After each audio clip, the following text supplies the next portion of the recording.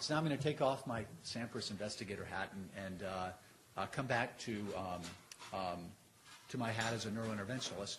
And who do I think we should be treating today with intracranial angioplasty and stenting? What's next? What do we do after SAMMPRIS? And I have some disclosures here that you can read. And I come from a very evidence-based institution, and there are people there that would argue that we don't need to even look for intracranial stenosis anymore. We have no level 1 evidence that any therapy works, therefore, why bother? We're just going to look at, someone comes in with a stroke or TIA, we're going to get an echo, we're going to get a Doppler of their neck, and that's it.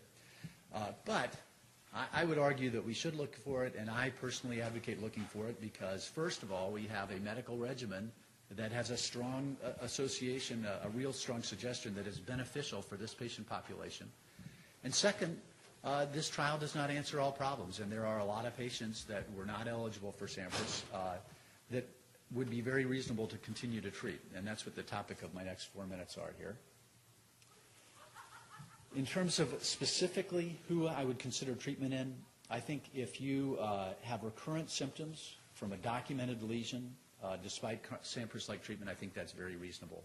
So essentially, somebody that comes in right off the street with a high-grade stenosis, symptomatic, ought to be treated with a SAMMPRIS regimen at first.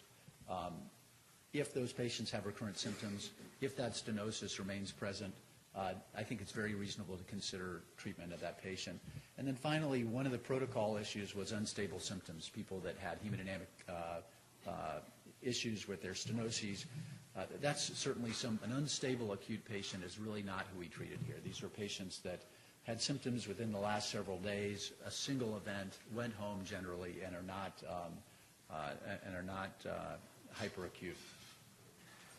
Anatomic considerations, these are really, I'm not going to spend any time on this because they're obvious. The shorter the lesion, the larger the vessel diameter, the easier it is to get there, just like a carotid stent. These are all things that make this procedure easier, safer. Location, I think this idea of the basilar and these other perforator segments being higher risk is something that I think you need to take into consideration too, and I think something I've learned from the SAMMPRIS data. Okay, and then finally a few words of future directions, because I think that's really where the big next new thing is for intracranial stenosis. Clearly, the SAMMPRIS population is somebody that we need to treat medically, and with medical therapy, they have an extremely, relatively low risk of stroke that angioplasty and stenting is unlikely to fix.